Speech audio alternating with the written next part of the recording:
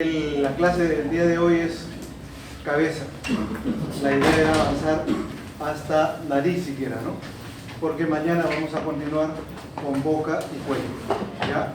Entonces vamos a tratar de hacerlo mucho más rápido y espero que estén atentos y sobre todo muchas de las cosas que yo voy a comentar no están en las diapositivas, ¿no? Espero que los que están acá se beneficien en relación a los que no han venido, pero sería importante que pongan atención y voy a ser mucho más específico para no darle mucha vuelta en cuanto al desarrollo del tema. Comentarles de que ustedes pues ya tienen claro lo que significa el curso, ¿no? Y como bien lo dijo el doctor Díaz en algún momento, el objetivo del curso, ¿qué cosa es? Que ustedes puedan hacer una buena historia clínica a partir de dos puntos importantes: la anamnesis y el examen físico, ¿no? Desde el punto de vista de la valoración general o de la valoración regional. Y cuando hablamos del curso de semiología, yo siempre les digo, hay dos aspectos importantes. Uno es la semiotecnia y el otro es la propedéutica. La semiotecnia es tratar de buscar, ¿no? Buscar el signo. Y la propedéutica es tratar de interpretar el síntoma. ¿Para qué? Para poder yo llegar para poder formar un adecuado síndrome. Porque finalmente el curso de semiología es el arte ¿de qué? De hacer un buen diagnóstico a través de la anamnesis y del examen físico. Eso es el objetivo. Y algunas veces 100% del diagnóstico es básicamente en función a esos datos. No necesitamos más. No necesitamos exámenes auxiliares. Y otras veces en un 20% podemos ayudarnos con algún examen auxiliar. ¿Para qué? Básicamente para confirmar nuestro diagnóstico, ¿no? Y no trabajar como ahora, ¿no? Que los exámenes auxiliares nos hagan el diagnóstico, ¿sí? Historia clínica. Y eso es terrible porque significa costo, significa riesgo, significa una serie de problemas para el paciente, para el médico y para todos. Entonces, vamos a entrar a la evaluación de cabeza. Desde el punto de vista semiológico, siempre vamos a seguir, ¿qué cosa? La parte del orden, ¿no? Cuando yo converso con mi paciente, establo una buena relación médico-paciente y empiezo a sacar, ¿qué cosa? Los síntomas. Pero desde el punto de vista del examen físico, tratamos de mantener los 4 pasos. ¿Cuál es? La inspección, la palpación, la percusión y la auscultación. Todas ellas se van a aplicar en la cabeza. O sea, muchos se preguntarán, pero auscultación, ¿qué hace? Sí, en algún momento ustedes van a tener que auscultar y algunas partes específicas. Pero fundamentalmente lo que es inspección, palpación. ¿Ya? Eso es importante. Obviamente, cuando uno va a ir a hacer un examen, así como cuando yo voy a ir a hacer un examen del aparato cardiovascular, del respiratorio, digestivo, tengo que ir con cierta situación de preparación, no solamente desde el punto de vista de mi conocimiento, sino también de qué, de alguna logística, algún apoyo, porque no siempre el examen es directo, puede ser un examen indirecto, o puedo tener yo una ayuda para ampliar mi campo de examen. Y entonces no se olviden de tener qué cosa, ¿no? Yo supongo que ya ustedes están yendo a sus prácticas con esos elementos que son importantes, porque por falta de esos elementos no se puede completar un examen, ¿no? Tan sencillo como un bajalengua, tan complejo como un pantoscopio, pasando por situaciones como cita métrica, ¿no? Pasando por una linterna, pasando por otros que son importantes para poder yo hacer un buen examen clínico. Así como cuando vamos en el neurológico, no vamos con nuestro martillito, no vamos con nuestro algodoncito, con nuestro frasquito, no vamos con nuestras agujitas, ¿no? Para poder hacer un buen examen clínico desde el punto de vista motor, sensitivo, no sensorial o lo que fuera, ¿no? No necesitamos a veces el dulce, necesitamos el salado, para poder valorar de la misma manera en el examen clínico general. Y es mejor, yo siempre les digo, el interno que va preparado a la emergencia, probablemente va a hacer muchas cosas en relación al otro que fue simplemente a cumplir. Porque el que tiene para colocar un catéter, coloca el catéter. El que tiene para poder hacer un drenaje, hace el drenaje. El que tiene para hacer una paracentesis, hace la paracentesis. El que tiene para esto, lo hace, ¿no? el que tiene para manejar cómo funciona, a ver, la dopamina, ¿no? En un paciente que sí lo requiere, cuál es su función alfanenérgica, betaenérgica, dopaminérgica, agarra y con la asesoría del residente o del asistente empieza a hacer la experiencia. Ustedes tienen que partir de eso, muchachos, ¿no? O sea, la situación pasiva ya no es, tiene que ser una situación activa, dinámica, para poder aprovecharla más. Cuando hablamos de cabeza y cara, sobre todo dividimos, ¿no? Cráneo y cara. Y ahí cuando nosotros miramos, ¿qué nos llama la atención? Mil cosas, ¿no? Nos dirán, me llama la atención el tamaño, me llama la atención la forma, me llama la atención la posición, ¿no? De la cabeza, básicamente, ¿no? Entonces yo ya tengo que estar interpretando, porque eso es semiología, ¿no? Yo miro y digo, ¿es normal o es anormal? En cuanto a su anatomía y en cuanto a su fisiología, en cuanto a su función. Si no, no voy a poder diferenciar, ¿no? Es decir, si yo miro la pupila, yo tengo que saber, ¿qué cosa? ¿Qué cosa tengo que saber de la pupila? ¿No? Mínimo tengo que saber su tamaño y decir cuándo está dilatado, cuándo es midriático, cuándo es miótico, ¿no? Cuándo hay una asimetría, cuándo es anisocoria, cuándo es discoria, lo que fuera. Pero yo tengo que ir. Si no voy con el conocimiento, no le voy a preguntar a mi paciente o no voy a interpretar lo que yo estoy viendo. Para eso es esto. Entonces, nos llama la atención, como decíamos, el tamaño, la forma, ¿no? Y todas las estructuras que tenemos ahí. Y si vemos el tamaño, por ejemplo, alguien dice, yo veo el tamaño. ¿En base a qué? ¿En base a qué defino yo el tamaño? ¿En base a qué yo defino la forma? ¿En base solamente a lo que he visto? ¿O hay algunos parámetros que pueden ser comprobables? Y eso es importante. Por eso les decía, hay que tener un centímetro, ¿no? Para poder definir si es macrocéfalo, si es microcéfalo, si es dolicocéfalo, si es braquicéfalo, si es turicéfalo, lo que fuera, para saber cuál es su longitud, cuál es su ancho, cuál es el tamaño desde el vértex hasta el mentón. Entonces, tengo que ir con ese conocimiento y eso es importante, ¿ya? Ya les mencioné que los pasos que vamos a trabajar es inspección, palpación, percusión y auscultación, ¿no? Y entonces vemos la forma, ¿no? La forma. Entonces, ¿en base a qué estará la forma? Muchas cosas que les voy a decir, les dije que no va a estar acá, y entonces me acordaré lo que es el índice cefálico.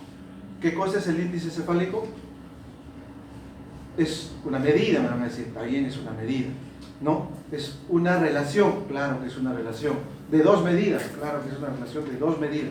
Hasta ahí estoy utilizando mi sentido común, ¿no? Para poder orientar. Pero cuando ya aplico un poquito, digo, mi sentido lógico, si son medidas, serán ya sea el ancho, ya sea el largo, ya sea, ¿no? La altura, lo que fuera. Entonces, el índice cefálico es la relación entre el ancho y el largo. Entre el ancho y el largo. Y habrá un rango, ¿no? Y el rango va de 70 a 80. Cuando es mayor de 80, braquicefalia. Entonces ya estoy utilizando mi conocimiento. Cuando es menor de 70, es dolicocefalia. Entonces yo ya puedo definir en base al índice brachiocefálico si es dolicocefálico o si es braquicefálico, dependiendo cómo me sale. Y en mi historia clínica lo puedo poner. Entonces alguien que lee dice, acá ha puesto braquicefalia, entonces ya interpreta, ¿no? Ya sabe lo que ha hecho para poner braquicefalia, ¿no? Y la forma puede variar. Hay lo que es la turricefalia, ¿no? Hay la ipsocefalia, ¿no? Hay la pirgocefalia. Hay una serie de deformaciones que pueden haber. Algunas veces son situaciones momentáneas, otras veces, por ejemplo, cuando hay el pasaje de la cabeza por el canal del parto en el niño, puede tener deformaciones que puedan ser situacionales.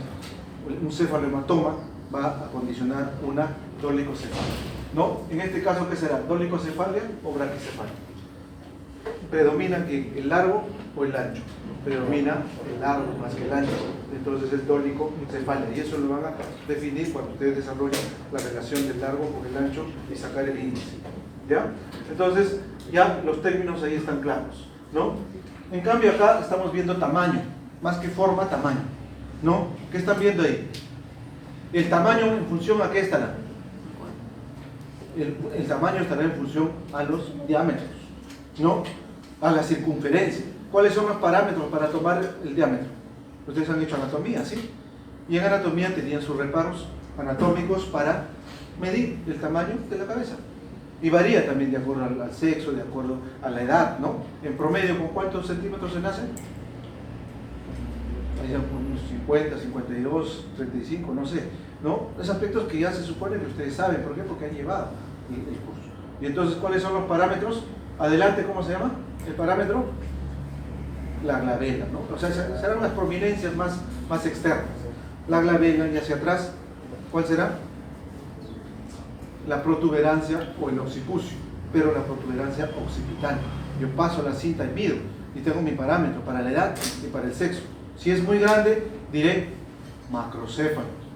Si es normal, normocéfalo. Si es pequeño, microcéfalo. Y si de repente no existe, ¿no? Anencéfalo o anencefalia, que claro, ya nace, ¿no? Obviamente, óbito fetal, que frecuentemente por situaciones o complicaciones. Y en este caso, ¿qué será? Tiene que ver la relación, una cosa es la cara y otra cosa es el cráneo, ¿no? Hay una relación, ¿no? Y eso es importante. Por ejemplo, ¿qué relación tiene la cabeza, el tamaño de la cabeza con el cuerpo?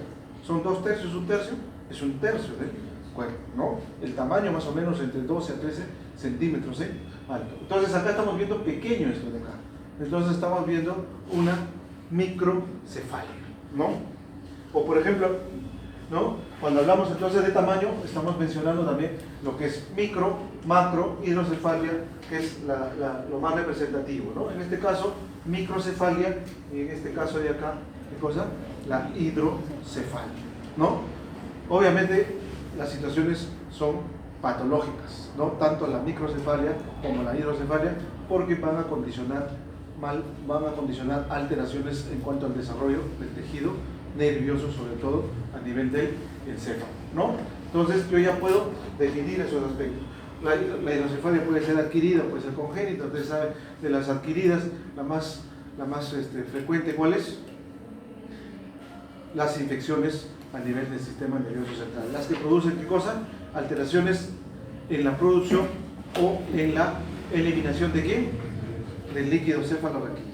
Por ejemplo, las aracnoiditis, la tuberculosis, puede condicionar una posibilidad de hidrocefalia. Entonces, otro aspecto importante que evaluamos a nivel de la cabeza, ¿cuál es? La posición, ¿no? En este caso, la posición normal, ¿cuál es?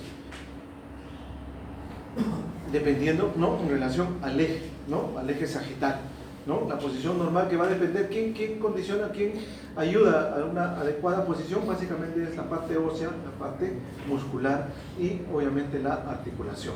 Pero las posiciones fisiológicas normales serán pues, flexión, extensión, lateralización, ¿no? Rotación, lo que fuera.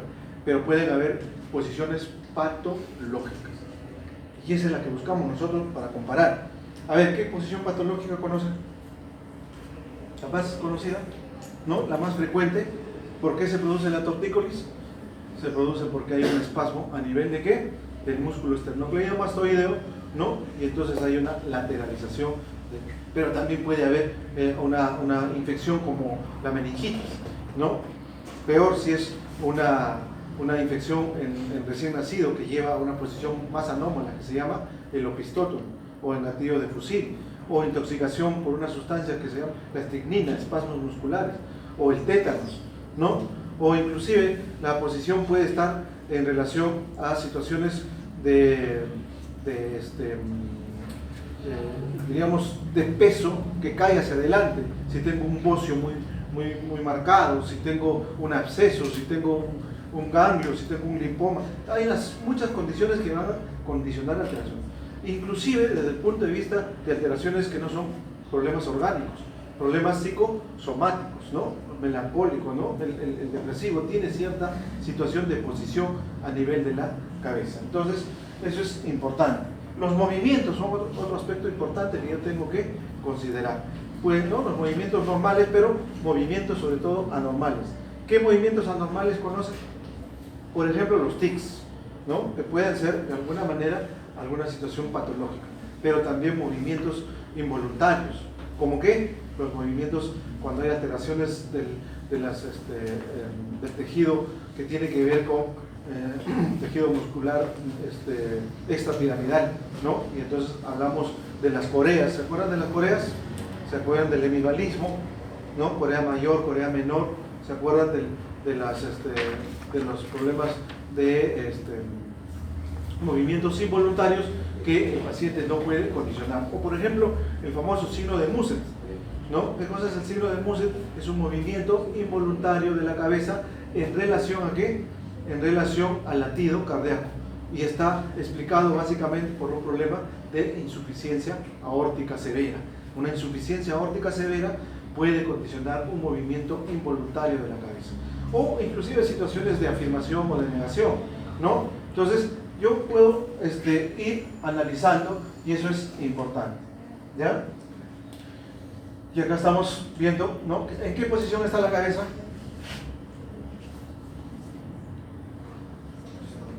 ¿Será en flexión? ¿Será en lateralización? ¿Será está en hiperextensión? Porque hay una contractura, ya no solo extensión, sino hiperextensión. Hay posiciones que a veces uno tiene que buscar. Por ejemplo, en el paciente que está convulsionando, ¿qué posición creen que es la más correcta? No, yo tengo que hiperextender la cabeza. ¿Para qué? Para poder movilizar la lengua, para evitar ¿qué cosa? Que el paciente pueda asfixiarse, obstruir la vía respiratoria, o ponerlo en posición lateral, hiperextendido, para evitar que el vómito pueda ser tragado y pueda pasar a la vía respiratoria y producirme una neumonía aspirativa, lo que fuera, ¿no? La posición es importante. Y acá, opistoto no en niños, ¿no? Y acá los opistotos, las contracciones en opistoto no son tan severas que producen fracturas musculares, rupturas óseas, ¿no? Es muy triste ver a los niños con esos problemas, sobre todo en meningoencefalitis, ¿no? La tortícolis, como ya lo habíamos mencionado, ¿no? Tanto en su raíz external, en su raíz clavicular, ¿no? Esto ya, bueno, acá vamos a pasar rápido porque esto ya ustedes lo han evaluado. Cuando han hecho ¿qué cosa? Piel y vaneras, ¿no? ¿Qué cosa tengo que evaluar? ¿Qué cosa tengo que evaluar ahí, por ejemplo? Si fuera piel, cuero cabelludo. En el cuero cabelludo también por cierto, ¿no? ¿Qué cosa voy a evaluar? Todas sus características que ya ustedes saben, pero además, ¿qué cosa estoy buscando? Estoy buscando lesiones primarias y lesiones secundarias. Para eso ustedes, los cursos no son cancelativos, los temas no son cancelativos, son correlacionales, son transversales. Entonces yo estoy mirando si hay un absceso, si hay una fístula, si hay una pústula, si hay una vesícula, si está eritematoso, si hay una mácula o lo que fuera, ¿no? Lo que ustedes ya han hecho todo como lesiones primarias o secundarias. Se asentó sobre una piel sana, se asentó sobre una piel enferma, ¿no? Entonces eso es importante. Y en cuanto al cabello, de la misma manera, ¿no? Todas sus características, pero en cabeza tengo que valorar porque frecuentemente pueden presentarse esas alteraciones, ¿no? Otro aspecto importante que yo evalúo es la frente, ¿no? Cuando yo miro cabeza, evalúo la frente. ¿En la frente qué cosa me interesa? No solamente la forma, ¿no? Porque hay forma androide y forma ginecoide, ¿no? La raíz, más entrada o más salida, ¿no? Pero me interesa sobre todo las estructuras normales o la fisionomía normal. Dentro de la fisionomía normal de la cara está lo que son las arrugas o lo que son los surcos frontales, porque estoy evaluando músculo, estoy evaluando tejido nervioso. Cuando yo miro cabeza estoy evaluando hasta la parte embriológica, ¿o no? ¿Sí o no? Por ejemplo, desde el punto de vista embriológico puede haber habido una hipoplasia, ¿dónde? A nivel de la oreja. No creció, no se desarrolló bien y es una oreja pequeña. Estoy aplicando mi embriología. Estoy viendo desde el punto de vista anatómico, estoy viendo desde el punto de vista histológico, ¿puedo verlo o no? De repente, no tengo un ojo microscópico, pero puedo orientar. Mira, esta es una hiperkeratosis. ¿Sí o no? Y cuando lo miro a la lámina, sí es una hiperkeratosis, ¿no? Entonces, para eso sirve la parte de la valoración clínica. Entonces, la frente, ¿no? ¿Qué es lo que más me llama? La amplitud de la frente, todas las lesiones que puedan haber en la frente, pero sobre todo los surcos, ¿no? Y cuando hay presencia o no hay presencia. Y siempre tiene que ser valorada desde el punto de vista comparativo. Para eso tienes tú tu línea sagital, ¿no? Para ver derecha, izquierda. No son iguales, pero son, sí, métricas y tengo que ir buscando. Si no encuentro, por ejemplo, las suturas veo las arrugas o no encuentro los surcos frontales, ¿qué puedo pensar? Que hay una patología, que hay una simetría. Frecuentemente alteraciones neurológicas como la parálisis facial tercer paracraneal, parálisis facial periférica, ¿no? Ya estoy pensando que ya no solamente va a tener problema de qué, de alteración a nivel de los surcos, sino también de repente tiene su tosis palpebral, ya me estoy pasando el ojo, entonces estoy buscando si hay tosis palpebral, o de repente ya no solamente tiene tosis palpebral, de repente tiene una situación de compromiso a nivel pupilar. Entonces, sí, para ver si además hay una situación de compromiso central o periférico. Entonces, las cejas de la misma manera, ¿no? No solamente es una situación estética, sino tengo que ver su cantidad, su distribución, su forma, ¿no? El objetivo de la protección a nivel del arco superciliar y todos ellos, ¿no? Enfermedades que puedan condicionar, por ejemplo, en ceja, ¿qué enfermedad? Hipertiroidismo. ¿Cómo? Hipertiroidismo. El hipertiroidismo te da, más que el hipertiroidismo, el hipotiroidismo, ¿no? El hipotiroidismo te condiciona cierta alteración en cuanto a la forma de las cejas, caída, pérdida de la cola en las cejas, ¿no? O por ejemplo la enfermedad de Hansen, ¿no? O por ejemplo las pediculosis, ¿no? O por ejemplo los problemas del vitiligo, ¿no? En las cuales hay despigmentación. Entonces yo puedo ir orientando desde el punto de vista de su forma, de su tamaño. La alopecia están las características, ¿no? Todas las que puedo observar. Acá, por ejemplo, la palpación, estamos viendo ahí palpación, hemos dicho, no solamente es inspección. Cuando palpo cabeza, ¿qué cosa voy a buscar? No, en cabeza voy a buscar ¿qué cosa? Lesiones primarias o secundarias. De las lesiones primarias o secundarias las voy a palpar, un hematoma, ¿no? Un absceso, ¿no? Una ampolla, ¿no? Voy a tratar de orientar inclusive la temperatura de la palpación, si hay eritema, ¿no? Si está aumentada la temperatura.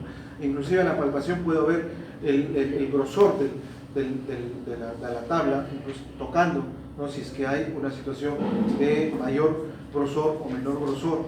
A la palpación puedo buscar si hay lipomas, si hay quistes dermoides, en fin, una serie de aspectos en la palpación. Puedo a través de la palpación ver la implantación, puedo ver la consistencia, no puedo buscar situaciones en niños sobre todo. ¿Qué me interesa buscar? ¿No? Las fontanelas, cómo están cerradas las fontanelas, están con tensión, no están con tensión, están hundidas. En fin, puedo ver inclusive a la palpación crujir, ¿no? Una fisura, una fractura. Entonces, la valoración clínica es importante, la percusión, el sonido que me va a producir la tabla o la tabla ósea para ver si es una situación de alteración de una osteoitis osificante, ¿no?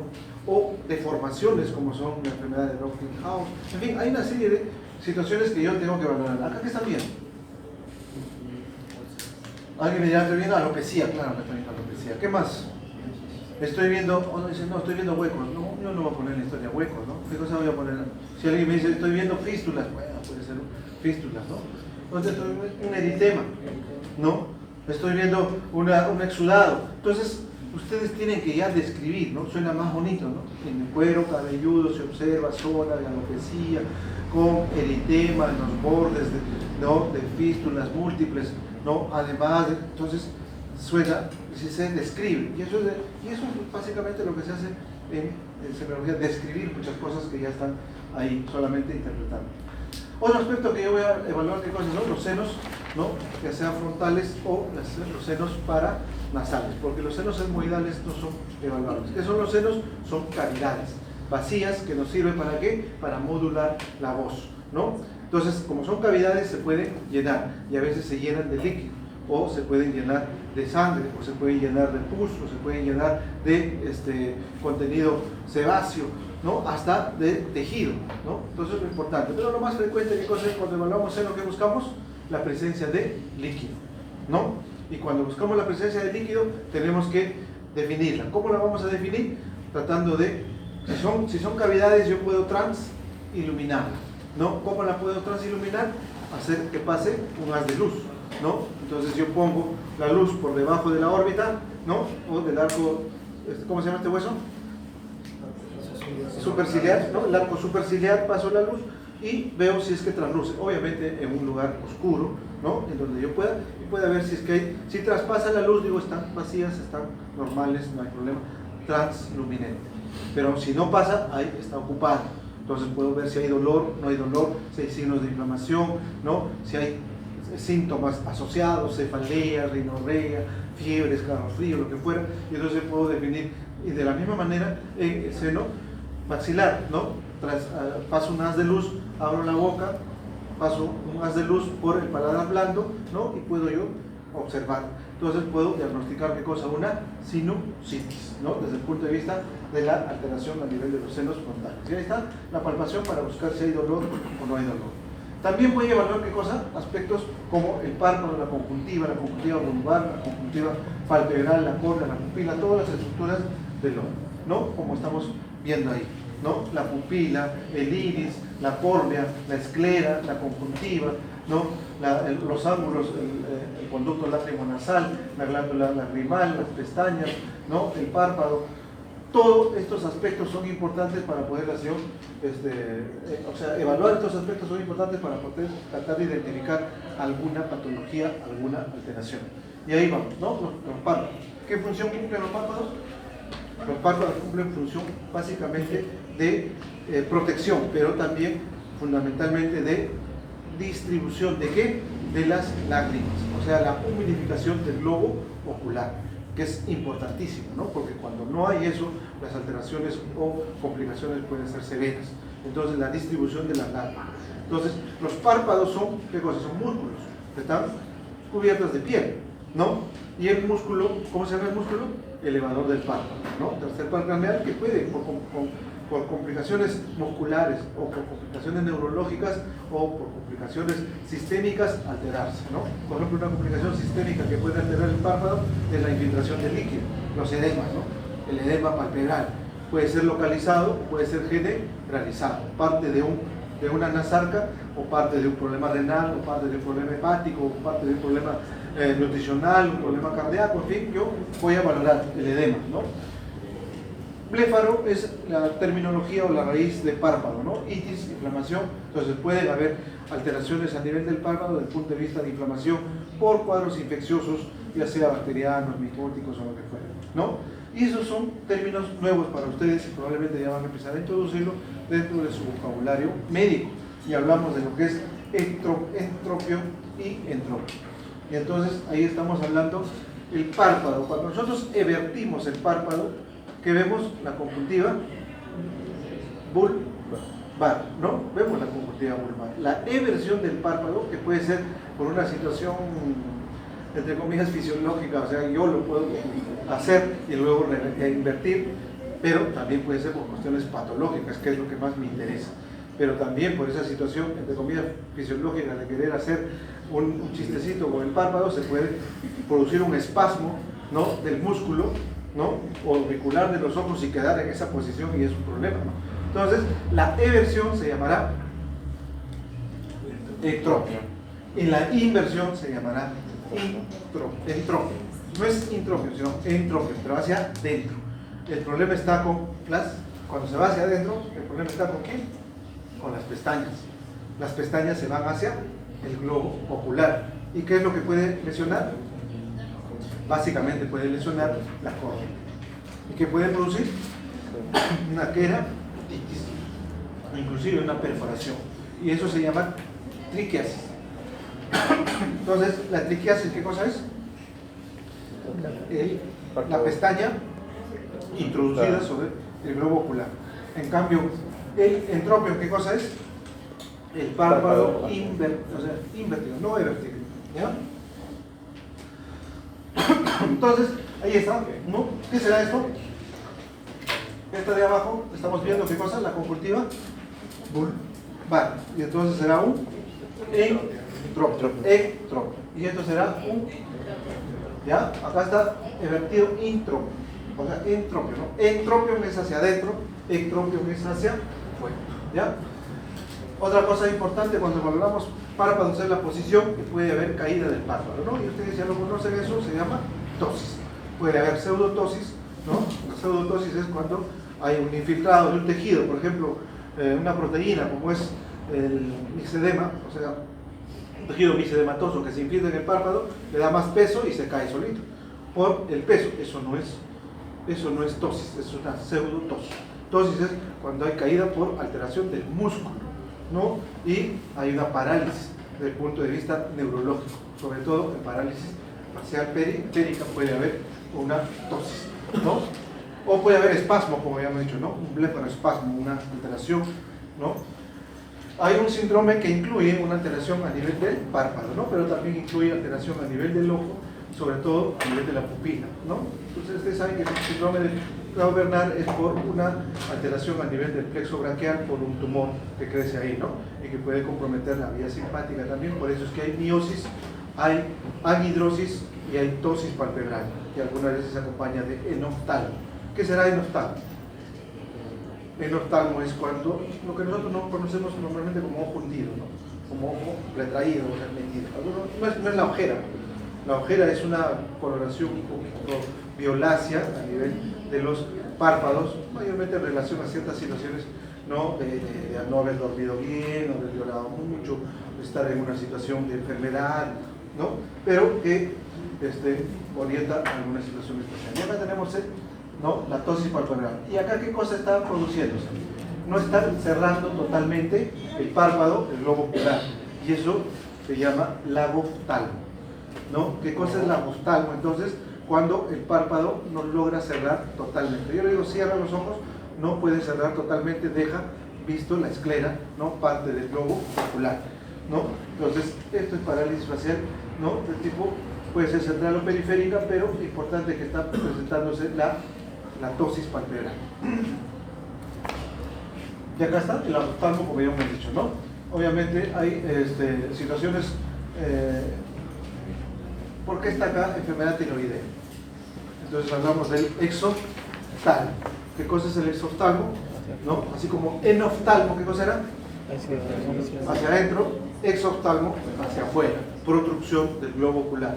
La característica es de que el párpado no cubre, ¿qué cosa? El limbo esclerocorneal, es decir, no cubre el iris, ¿no? ¿Normalmente cubre el iris o no? Normalmente cubre el iris, pero en un exoftalmo ya no cubre. Yo logro ver la esclera en su, la conjuntiva en la esclera, ¿no? En su totalidad. Santelasma, ¿no? ¿Qué cosa es el santelasma? Es la precipitación de placas, ¿no? De colesterol a nivel de la piel, sobre todo en pacientes con hipercolesterolemia, enfermedades heredofamiliares en las cuales el colesterol sube por encima de 1000, 1500, 2000. Entonces son placas a nivel de la...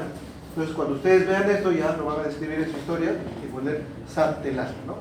Entropio, triquiasis, blefaroespasmo, blefaritis, ¿no?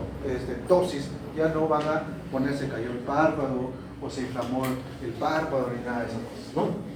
Muy bien, entonces acá tenemos, ¿no? Inflamación, blefaritis, la dactiocistitis cuando ya compromete, ¿qué cosa? El conducto lacrimonasal. Puede